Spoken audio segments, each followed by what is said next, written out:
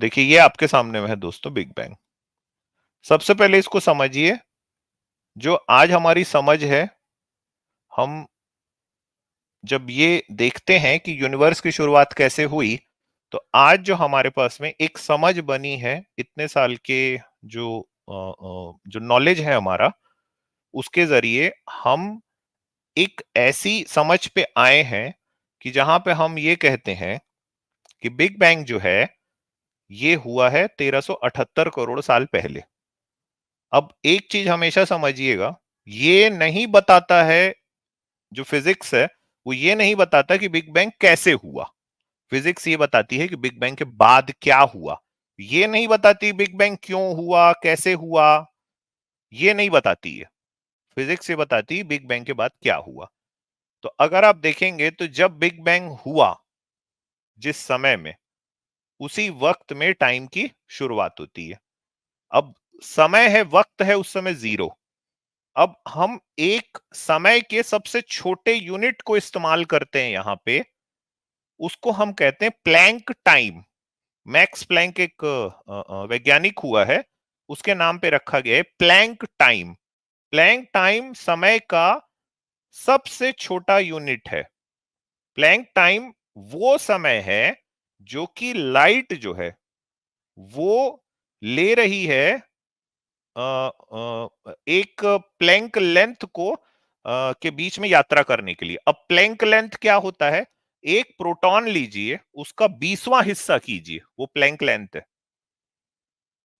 तो Planck time है सबसे छोटा यूनिट। ये कितना होता है? 1 सेकंड का 43वां हिस्सा, 10⁻⁻43 सेकेंड्स। अभी हम 1 सेकंड की बात नहीं कर रहे हैं।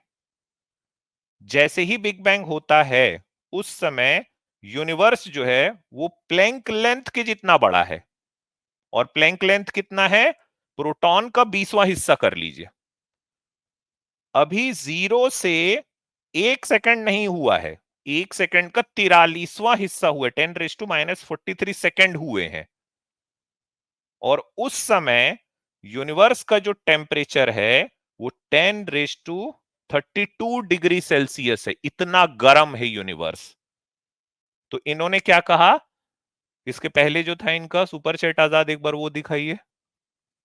तो जब प्लैंक टाइम है उस समय कोई भी एलिमेंट्री पार्टिकल्स नहीं है, बल्कि यूनिवर्स के जो 4 फंडामेंटल फोर्सेस हैं, अभी पहला सेकंड नहीं बीता है। ठीक है?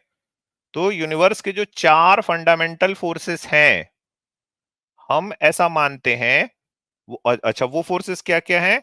इलेक्ट्रोमैग्नेटिज्म, विद्युत चुंबकत्व, weak nuclear force, strong nuclear force और ग्रेविटी। ये चारों के चारों जो हैं ये अभी एक हैं, एक ही फंडामेंटल फोर्स हैं ये। अभी ये अलग अलग नहीं हुए हैं। अब इसके बाद में हम एक प्लैंक इपॉक कहते हैं, जो कि इसके जस्ट बाद आता है। तो जो प्लैंक इपॉक है वो 10⁻32 सेकेंड का है, कि अभी यूनिवर्स जो है वो 1 सेकंड के 43वें हिस्से से बढ़ के 1 सेकंड के 32वें हिस्से में पहुंचा है। अभी 1 सेकंड नहीं हुआ है ना। अभी एक जो पहला सेकंड है वो निकला नहीं है। और यही वो वक्त है जब हमें लगता है कि ग्रेविटी जो है ये जो फंडामेंटल फोर्सेस हैं इनसे अलग हुई है। और यूनिवर्स जो है वो दरअसल इलेक्ट्रॉन, क्वार्क और दूसरे एलिमेंट्री पार्टिकल्स का एक सूप बना है, एक एकदम हॉट सूप है। ठीक है? तो ये जो वेव पार्टिकल डुअलिटी की बात ये कह रहे थे ना इसके पहले वाले उसमें, तो वो दरअसल बिग बैंग के वक्त में नहीं हुआ है।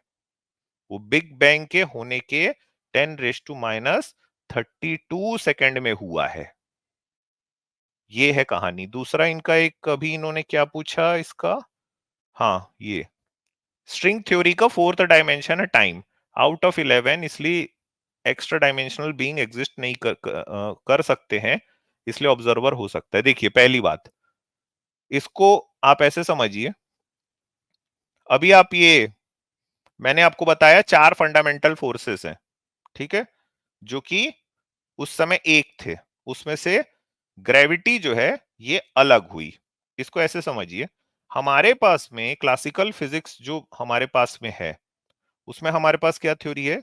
General theory of relativity Einstein की, जिससे हमको ये समझ में आता है कि ग्रेविटी जो है ये दरअसल स्पेस टाइम का एक फैब्रिक है, और कोई भी ऑब्जेक्ट जो है वो अपने मास के हिसाब से एक कर्वेचर बनाता है, और वही कर्वेचर जो ग्रेविटी है, ठीक है।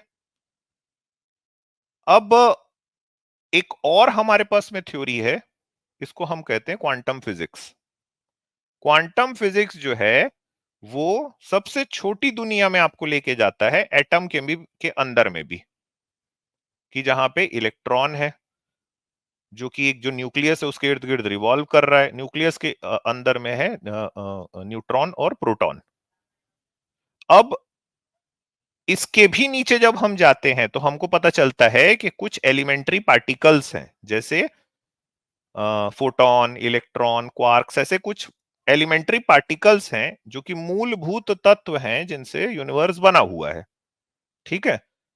तो अब होना तो ये चाहिए कि आइंस्टाइन की जो ग्रेविटी की थ्योरी है वो अगर सूरज, पृथ्वी, चांद या जितने प्लैनेट्स या जितने स्टार्स हैं इन सब पे अगर काम कर रही है, तो वो दरअसल मतलब इन सब बड़ी बड़ी चीजों पे अगर काम कर रही है, तो वो फिर छोटी छोटी चीजों पे भी काम करनी चाहिए, फिर वो एटम के अंदर में भी काम करनी चाहिए।